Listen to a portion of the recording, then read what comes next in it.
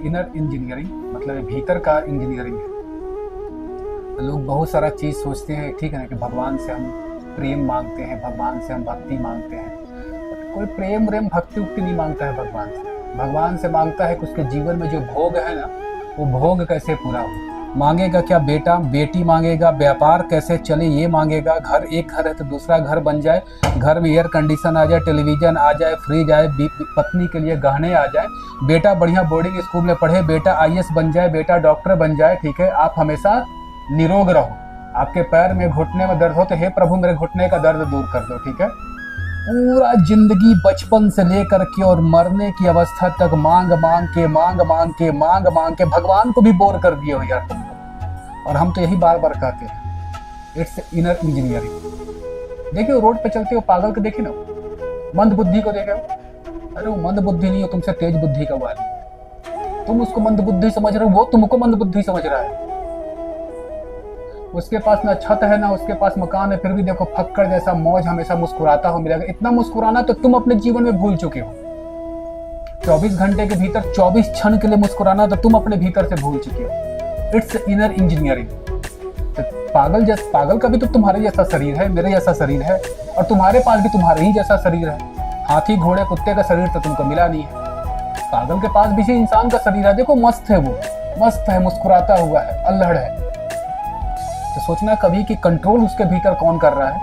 Control उसके भीतर जो आत्मा बैठा है, आत्मा तो कॉन्स्टेंटली बैठा है, और मन उसके भीतर तांडव कम मचा रहा है, बल्कि उससे बड़ा पागल तो तुम हो, तुम्हारे भीतर ज्यादा तांडव मचा रहा है। अब इसीलिए जब तुम मरने के समय आते हो तो बहुत दुखी हो जाते हो बहुत पहले से, कि मेरे बाल पक गए, तो मेरे गाल धंस गए, तो चेहरे पर झुर्रियां पड़ गई।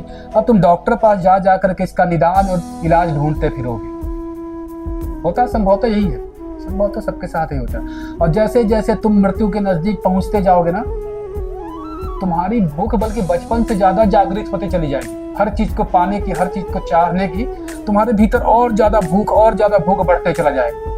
और इसीलिए जब यमराज अंतिम में तुम्हारे खिड़की से झांकता ना, दरवाजे से झांकता ना, तुमको महसूस होता है कि अब हम मरने वाले हैं, तो तुम्हारे आंखों से जो आंसू बहते ना है, और भय जो तुम्हारे चेहरे पर व्याप्त होता है, और तुम्हारे भय को दूर करने वाले तुम्हारे परिवार के आसपास के लोग तुम्हारे बिछावन से रहाने आकर के खड़ा हो जाते हैं। कोई गंगा जल डाल रहा है कि शांति मिलेगा।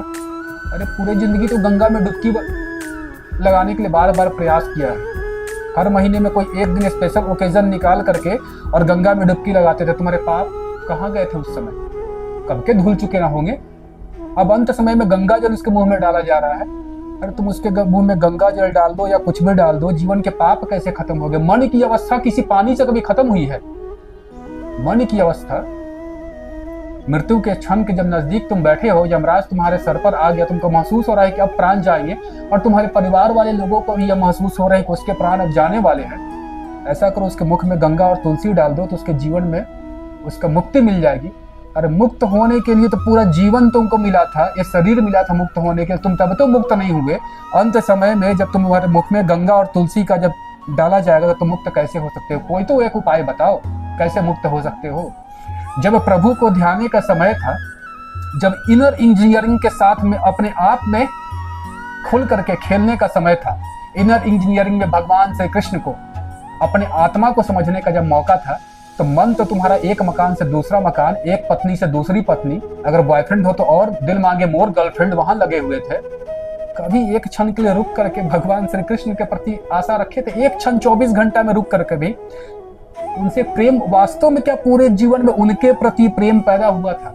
उनके प्रति एक पल के लिए हम बता रहे हैं, पूरे जीवन में अनेक हजारों लाखों श्वास लेते हो, एक श्वास में भी क्या प्रभु के चरणों के प्रति तुम्हारे भीतर आभार प्रकट हुआ था कि जो दिए हो परमात्मा ये पर्याप्त है, और आप ही बंधु हो, आप ही मित्र हो, आप ही माता हो, आप ही पिता हो। अरे तुम अपने जीवन में अपने माँ बाप को तो माँ बाप माने नहीं, वहां भी तुम कॉन्फ्लिक्ट डाल रखे थे, और वहां भी तुम उनसे आशा रखते थे, चाह रखते थे कि 3 भाई है तो तीनों में ज्यादा प्रॉपर्टी किसको मिलेगा, ज्यादा प्रेम किसको मिलेगा। जब सामने माता पिता जो तुम्हारे शरीर को इस धरती पर लाने का आयोजन किए थे, तुमको एक मौका दिए धरती पर आने के लिए, तुम्हारे माँ बाप नहीं रहते ना तो तुमको मौका नहीं मिलता इस धरती पर आने के लिए। 2 महापुरुषों के मिलन के साथ तुम इस धरती पर आए हो। देखो तुम उनके सारे विचार को मानना मत मानना, तुम्हारी अपनी बात है, लेकिन इस चीज को तुम मानना कि तुम इस धरती पर आए ना हो जो खुल करके खेल रहे हो। अपने परिवार को सिर्फ तुम अपना परिवार समझ रहे हो, अपनी पत्नी अपने बच्चों को ही तुम पूरा संसार समझ रहे हो। उसके परे भी तुम्हारे शरीर को जन्म दे हुआ तुम्हारे एक पिता है, तुम्हारे एक माता है, और उसी गर्भ से पैदा हुआ तुम्हारी भाई बहन भी है। क्या तुम्हारा प्रेम उनके प्रति भी शाश्वत है? भगवान से प्रेम करना, कृष्ण को दोस्त के रूप में स्वीकार कर लेना, कृष्ण को माता मान लेना, पिता मान लेना, और ये जो पंडे पुजारी जो गली चौक चौराहे पर घूम रहे हैं तुम्हारे मन को हैक करने के लिए, तुम्हारे विचार को हैक करने के लिए, तुम उनके पीछे तो इजी वे में चले जाते हो।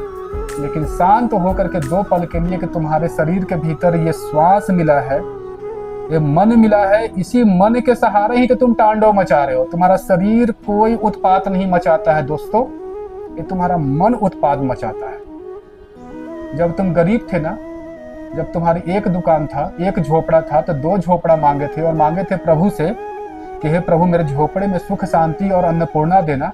वो तो कब को तुमको दे चुके हैं, तुम अपनी हवस को कैसे आगे बढ़ाते जा रहे हो। होता है जीवन में प्राय ऐसा, महसूस करके देखना। जब तुम्हारे पास कुछ नहीं था ना, तो बोले थे यही कि प्रभु बस 2 समय का रोटी हमको मिल जाए आराम से। जैसे ही तुम इस भाव में मांगे थे 2 समय का रोटी और परिवार के लिए अन्नपूर्णा मांगे थे ना, तत्क्षण तुमको मिला था। याद रखना, इस चीज को भूलना मत। वो तो तुम बाद में जाके तुम खुद पलट गए, बाद में जाके तुम खुद पलट गए और प्रभु को भूल गए थे। जिस दिन तुम उस भाव में मांगे थे ना कि प्रभु मेरे घर में अन्न की कमी है, एक छोटा सा रोजी रोजगार का कमी है, देने में वो देर नहीं किए थे। अपने जीवन में पलट के देख लेना, वो देर नहीं किए थे।